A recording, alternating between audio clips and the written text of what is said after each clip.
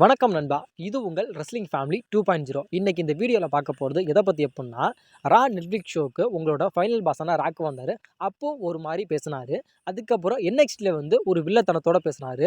இது எதனால இந்த விஷயம் ஆரம்பிச்சிச்சு, அதாவது ரால வந்து அப்படி பேசினார், அதேமாரி நெட்ஃப்ளிக்ஸில் அந்த ஒரு NXTல வந்து ஒரு வில்லத்தனமாக பேசினார். அதுக்கான உண்மையான காரணம் என்ன அப்படிங்கிறத பற்றி இன்னைக்கு வீடியோவில் நம்ம பார்க்கலாம்.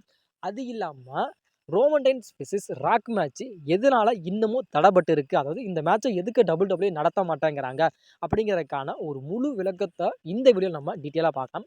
அதுக்கு முன்னாடி இன்னைக்கான கொஸ்டின் என்ன அப்படின்னு கேட்டால், அதாவது நீங்கள் வந்து என்னோட சேனல், அதாவது ரெஸ்லிங் ஃபேமிலி 2.0, இந்த சப்ஸ்கிரைபர் நீங்கள் எல்லாருமே என்னோட சேனலில் வந்து எந்தெந்த ஊர்லேருந்து நீங்கள் பார்க்குறீங்க அப்படிங்கிறத மறக்காமல் சொல்லுங்கள். வாங்க வீடியோக்குள்ளே போகலாம். அதாவது நெட்ஃப்ளிக்ஸ் அந்த ஒரு ஷோவில் வந்து உங்களோட ராக் வந்தார்ப்பா. வந்து ஒரு மிகப்பெரிய ஒரு பலம்.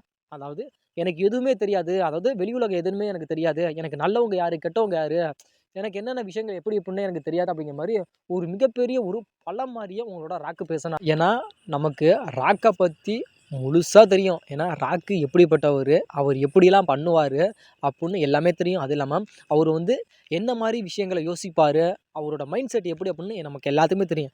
ஏன்னா ரெசல்மனியா 40வே ஒரு முன்னுதாரணமாக எடுத்துக்கலாம். ஏன்னா ரெசல்மனியா 40க்கு முன்னாடி நம்மளுடைய கோடி ரோட்ஸை போட்டு அதாவது பெரட்டி பெரட்டி துவச்சி எடுத்தார். அதாவது அந்த மலையில் அடித்து ஓட விட்டு, இவங்க வந்து உன்னை காப்பாற்றுவாங்களா, இவங்க உன்னை காப்பாற்றுவாங்களா, எவன்டா உன்னை வந்து காப்பாற்றும் அப்படின்ட்டு அடித்து துவச்சி காய போட்டார் நம்மளுடைய கோடி ரோட்ஸை போன வருஷம்.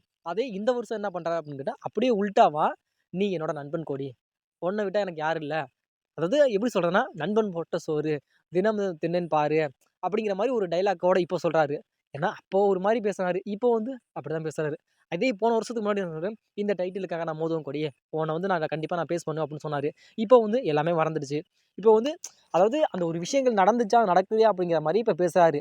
அது எதனால் அப்படின்னு கேட்டால், அதுக்கான ஒரு முழு விளக்கத்தையும் ராக்கே சொல்லியிருக்காரு. அதாவது நம்ம அனலைஸ் பண்ண வரைக்கும் அவர் என்ன சொல்ல வராரு அப்படின்னு கேட்டால், அதாவது இந்த நேரத்தில் வந்து என்னென்ன விஷயங்கள் பண்ணணும் அப்படிங்கிறது எனக்கு தெரியும். அதாவது இப்போ வந்து நான் இருக்கிறேன் அப்படின்னு கேட்டால், எனக்கு வந்து இந்த ஃபைனல் பாஸ் அப்படிங்கிற அந்த ஒரு கேரக்டரில் வந்து நெட்ஃப்ளிக்ஸ் ஷோக்கு நம்மளோட ராக் வரல. வெறும் டுவின் ஜான்சன், அதாவது வெறும் ராக்கா மட்டும்தான் வந்திருக்கு. அதாவது டுவின் ஜான்சன், அதாவது அந்த ஒரு ராக்கா மட்டும்தான், நார்மலான ஒரு ராக்கா மட்டும்தான் அந்த நெட்ஃப்ளிக்ஸ் ஷோவுக்கு வந்தாரே தவிர, ஒரிஜினலான த ஃபைனல் பாஸ் அப்படிங்கிற அந்த ஒரு கேரக்டரில் உங்களோட ராக்கு வரல. ஏன்னா இப்போ வந்து 30 வருஷம், அதாவது 30 வருஷம் கழித்து அந்த நெட்ஃப்ளிக்ஸ்லேருந்து போகுது. அதாவது இதுக்கு முன்னாடி 30 வருஷமாக யூசி நெட்வொர்க் தான் டெலிகாஸ்ட் பண்ணாங்க. அதுக்கப்புறம் இப்போ வந்து 2025லேருந்து வந்து அந்த நெட்ஃப்ளிக்ஸ் ஷோவை டெலிகாஸ்ட் பண்ண போகிறாங்க.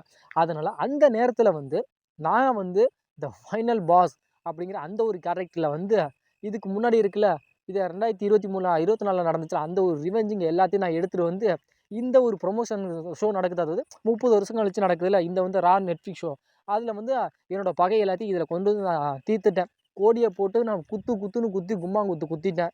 இதே மாதிரி ரோமன் ரெயின்ஸுக்கு சோலுக்கு நடக்கிற அந்த ஒரு மேட்ச்சில் வந்து, நீ எப்படா நடக்கலாம், நான் வந்து உனக்கு ஹெல்ப் பண்ணேன்டா ரோமனு, நீ வந்து என்னையே சீட் பண்ணிட்ட, நீ வந்து கோடியே நீ இருக்கிற அப்படின்னு சொல்லிட்டு நம்மளுடைய ரோமன் ரெயின்ஸை போட்டு பெரட்டிட்டான்னா, அங்கே வந்து ஃபேன்ஸ் ஃபேன்ஸ் எல்லாருமே உங்களோட ராக்கை வந்து கழுவி ஊற்றிடுவாங்க. அதாவது நீ எதுக்கு இந்த WWE வந்த, இந்த ஒரு நெட்ஃப்ளிக்ஸ் ஷோக்கு நீ எதுக்கு வந்த, அதாவது WWE வந்து எதுக்கு ராக்கெல்லாம் இன்வைட் பண்ணாங்க அப்படிங்கிற மாதிரி ஒரு நெகட்டிவான ஒரு கமெண்ட் வந்து ஃபேன்ஸ் மத்தியில் அதிகமாக வரும். இவன் எதுக்கு வந்தான் அப்படிங்கிற மாதிரி ஒரு நெகட்டிவான கமெண்ட் தான் வந்து ஃபேன்ஸ் மத்தியிலேருந்து வருமே தவிர, ஒரு பாசிட்டிவான ஒரு கமெண்ட் வந்து ஃபேன்ஸ் மத்தியிலேருந்து வரவே வராது. அதனால் அந்த விஷயங்கள் எல்லாத்தையுமே முழுக்க ஸ்டாப் பண்ணி தான் நம்மளுடைய WWE வச்சுருந்தாங்க. அது இல்லாமல் நம்மளுடைய ராக்கே சொல்லிட்டார், அதாவது இந்த விஷயத்தெல்லாம் நான் பண்ண மாட்டேன், அதாவது பழைய விஷயங்கள் நடந்தது எதுவுமே நான் வந்து இப்போ கொண்டுட்டு வர மாட்டேன் அப்படிங்கிற மாதிரி உங்களோட ஃபைனல் பாஸை சொல்லிட்டாரு. அதனால தான் முழுக்க உங்களோட ராக்கு வந்து அப்போ அந்த நெட்ஃப்ளிக்ஸ் ஷோக்கு ஒரு மிகப்பெரிய ஒரு பலம் மாதிரி வந்தது, எல்லாத்தையும் ப்ரொமோட் பண்ணது. அது இல்லாமல் நம்மளுடைய ராக்கை வந்து அங்கே இருக்கிற சில்ட்ரன்ஸ், அதாவது குழந்தைகளுக்கு எல்லாத்துக்குமே தெரியும். ஏன்னா ராக்கு அப்படின்னா அவ்வளோ பேத்துக்கு பிடிக்கும். ஏன்னா அவர் மூவி நடிக்கிறார் தான், ஆனால் மூவி நடித்தாரும் அவர் வந்து குழந்தைகளுக்கு எல்லாத்துக்குமே ஒரு பிடிச்ச ஒரு ஆக்டராக இருக்கார். அது இல்லாமல் நம்மளுடைய ராக்குக்குன்னு ஒரு தனித்துவமான ஒரு பேர் இருக்குது. அதாவது இப்போ அங்கே வந்து இப்போ ராக் வந்து மூவி நடிக்கிறாரு, ராக் மூவி நடிக்கிறாரு அப்படின்னா, ராக் நடிக்கிறாரு அதாவது அந்த WWE வந்து ரா நெட்ஃப்ளிக்ஸ் ஷோல போப்போது. அங்க வந்து ராக் வராரு அப்படிங்கிறதுக்காக, புதுசா வர ஆடியன்ஸ் தான் அத வந்து பார்க்க போறாங்க. அதாவது ராக் ஹாலிவுட்லயும் நடிக்கிறாரு. இப்போ வந்து ராக் வந்து இப்போ WWEல அந்த ஒரு ஷோக்கு போறாரு அப்படின்னா, அங்க மூவி பார்க்குற அதே ஆடியன்ஸ் வந்து இப்போ WWEக்கு வருவாங்க. WWEக்கே வராத ஆடியன்ஸ்லாம் வந்து ராக்குக்காக அந்த WWE ஷோவ வந்து பார்ப்பாங்க. அந்த நேரத்தில வந்து ராக் வந்து பழைய பகையெல்லாம் வச்சு இத தீர்த்துக்கிட்டார் அப்படின்னா, யாரும் பார்க்க மாட்டாங்க.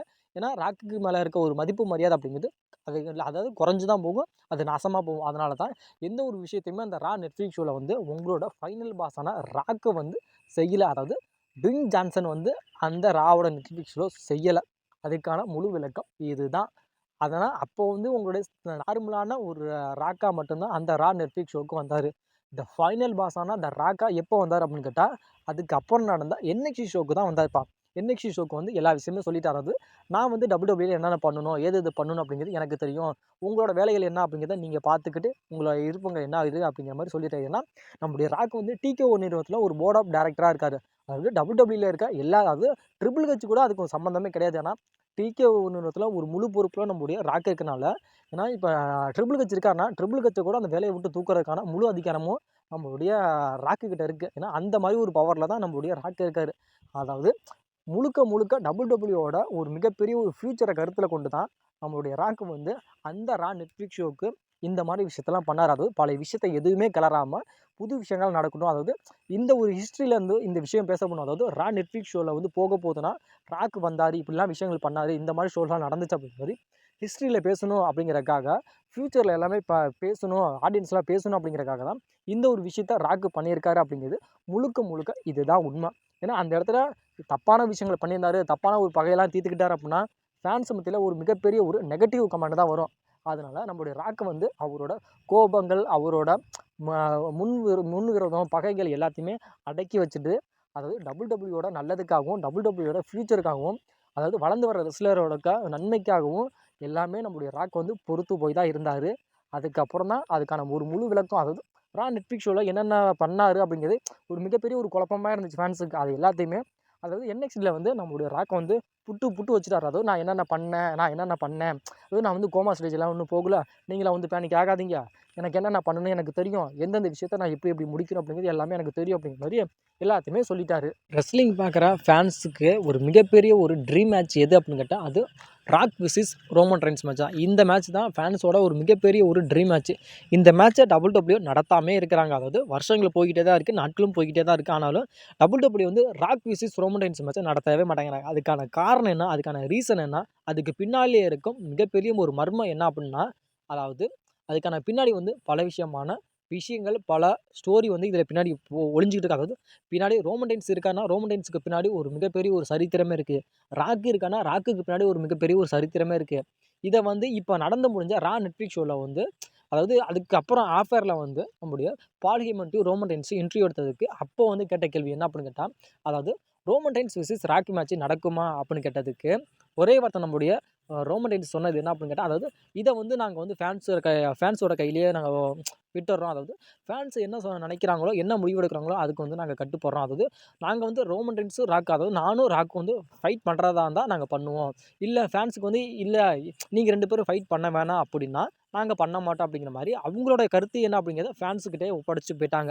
அது வந்து ஃபேன்ஸு கேட்டாங்க. அதுக்கான கேள்வி என்னங்கிறத நம்முடைய ரோமன் ரெயின்ஸ் சொல்லிட்டு போயிட்டாரு. அதாவது ஃபேன்ஸ் வந்து பண்ண சொன்னா பண்ணுவோம், இல்லன்னா இல்ல அப்படிங்கிற மாரி சொல்லிட்டு போயிட்டாரு. அதாவது இப்போ வந்து ரீசென்ட்டா இப்ப கோடிக்கு வந்து வி வான் கோடி அப்படிங்கிற ஒரு ஹேஷ்டாக் உருவாக்கி ஒரு ரோமன் ரெயின்ஸ் விஸ் கோடி மேட்ச் நடக்க வேணாம். அதாவது ரோமன் ரெயின்ஸ் விஸ் ராக் மேட்ச் நடக்க வேணாம். ரோமன் ரெயின்ஸ் விஸ் கோடி மேட்ச் தான் நடக்கணும் அப்படிங்கிற மாரி ஒரு ஹேஷ்டாக் உருவாக்கி ட்ரெண்ட் பண்ணாங்கல்ல. அது மாரி ட்ரெண்ட் பண்ணா ஒரு வேள பண்ணுனா Roman Reigns versus Rock match நடக்கும். இது வந்து ஃபேன்ஸோட கருத்து. WWEயோட கருத்து என்ன அப்படின்னு கேட்டா, என்ன நடத்தாம இருக்கிறதுக்கான காரணம் என்ன அப்படின்னு கேட்டா, நம்மளுடைய ரோமன் ரெயின்ஸ் வந்து WWEலயே இருக்கிற டாப் 1 ரெஸ்லர். அதாவது வி வான் ரோமன் அப்படிங்கிற மாரி த tribal chief, the blood line, the one அப்படிங்கிற மாரி ஒரு மிகப்பெரிய ஒரு பதவியில, ஒரு மிகப்பெரிய ஒரு அங்கீகாரத்திலயும் இருக்கிற WWE ரெஸ்லர்லயே இருக்கிற டாப் 1 ரெஸ்லர்னா அது ரோமன் ரெயின்ஸ் மட்டும் தான். இவருக்கு பின்னாடி ஒரு ஸ்டோரி. இதே நம்முடைய ராக்க எடுத்துக்கிட்டோம் அப்படின்னு கேட்டா, ராக் த ஃபைனல் பாஸான த ராக் அப்படின்னு சொல்லலாம். த பீப்பிள் சான் த ராக்ன்னு சொல்லலாம். அது இல்லாம த டுவின் ஜான்சன் அப்படின்னு சொல்லலாம். அது இல்லாம மூவில வந்து ஒரு மிகப்பெரிய ஒரு ரெஸ்லர். அதுவும் மூவில வந்து ஒரு மிகப்பெரிய ஒரு ஆக்டர். அதாவது சின்ன சின்ன ஒரு ரோலா அவர் நடிக்கல. அவர் நடிக்கிறார் அப்படின்னு கேட்டா, அதில முழுக்க முழுக்க நம்முடைய ராக் வந்து ஒரு கதாநாயகனா தான் நடிக்கிறாரு. அவருக்கு பின்னாடி அந்த ஒரு ஸ்டோரி. இப்ப 2 பேத்துக்குமே ஈக்குவலான ஒரு ஸ்டோரி இருக்கு. இவங்கள்ல வந்து ராக்கும் சரி, ரோமன் ரெயின்ஸும் சரி மேட்ச் பண்றாங்க அப்புட்ன்னா, யார வின் பண்ண வைப்பாங்க சொல்லுங்க? நீங்களே சொல்லுங்க. WWE யார வின் பண்ண வைப்பாங்க? ஏன்னா, ராக்குக்கு பின்னாடி ஒரு மிகப்பெரிய ஒரு சரித்திரமே இருக்குது. இதே ரோமன் ரெயின்ஸுக்கு பின்னாடி ஒரு மிகப்பெரிய ஒரு சரித்திரமே இருக்கு. இவங்க 2 பேத்துக்கு மேட்ச் வச்சா யார வின் பண்ண வைப்பாங்க? இதுக்கான பதில் என்ன அப்படிங்கிறத கண்டிப்பா நீங்க தான் சொல்லணும். அதாவது ஆடியன்ஸா இருக்க நீங்க தான் சொல்லணும். ஏன்னா, நீங்க தானே கேட்குறீங்க. அதாவது Roman Reigns versus Rock match நடக்கணும். Roman Reigns versus Rock match நடக்கணும் அப்படின்னு கேட்குறீங்க. இதுல WWE சரி, ரோமன் ரெயின்ஸ் வெர்சஸ் ராக் மேட்ச நடத்துறாங்க அப்படின்னா, இதுல யார வின் பண்ண வப்பாங்க? அதாவது யாரு வின் பண்ணா நல்லா இருக்கும்? அப்படிங்கிற உங்களோட கருத்து என்ன அப்படிங்கிறத மறக்காம கமெண்ட்ல கமெண்ட் பண்ணுங்க நண்பா. ஏன்னா, அதாவது இந்த மேட்ச் நடந்துச்சுன்னா, யார வின் பண்ண வப்பாங்க அப்படிங்கிற ஒப்பீனியன் நீங்க சொன்னீங்க அப்படின்னா, நான் வந்து நெக்ஸ்ட் வீடியோல வந்து இவங்க 2 பேத்துக்குமே மேட்ச் நடந்துச்சுன்னா, யார கரெக்ட்டா WWE வின் பண்ண வப்பாங்க அப்படிங்கிறதுக்கான கரெக்ட்டான ஒரு ரீசன நீங்க சொன்னீங்கன்னா, நெக்ஸ்ட் வீடியோல இதுக்காகவே நான் ரெடி பண்ணி கண்டிப்பா நான் போடுறேன்.